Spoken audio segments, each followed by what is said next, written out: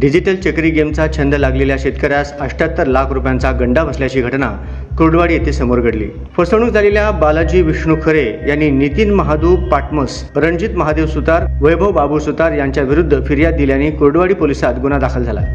या डिजिटल गेममध्ये फसवणूक झालेल्यांनी पुराव्यासह संपर्क साधण्याचे आवाहन सोलापूर ग्रामीण आर्थिक गुन्हे शाखेचे पोलीस निरीक्षक संजय जगताप यांनी केले आहे। माढा तालुक्यातील लहुळ येथील शेतकरी बालाजी खरे यांच्याकडे स्वतःच्या मालकीच्या जमीन विक्रीतून 82 लाख रुपये रक्कम आली होती। कुर्डवाडी येथील नितीन पाटमस, रणजित सुतार व वैभव सुतार यांनी फन चक्री गेममध्ये अधिक पैसे गुंतवल्यास अधिकचा नफा मिळवून देतो म्हणून बालाजी खरे यांच्याकडून 78 लाख रुपयांची रक्कम ऑनलाईन घेऊन आर्थिक फसवणूक केली। याबाबतची तक्रार बालाजी खरे यांनी कुर्डवाडी पोलीस ठाण्यात दाखल केली।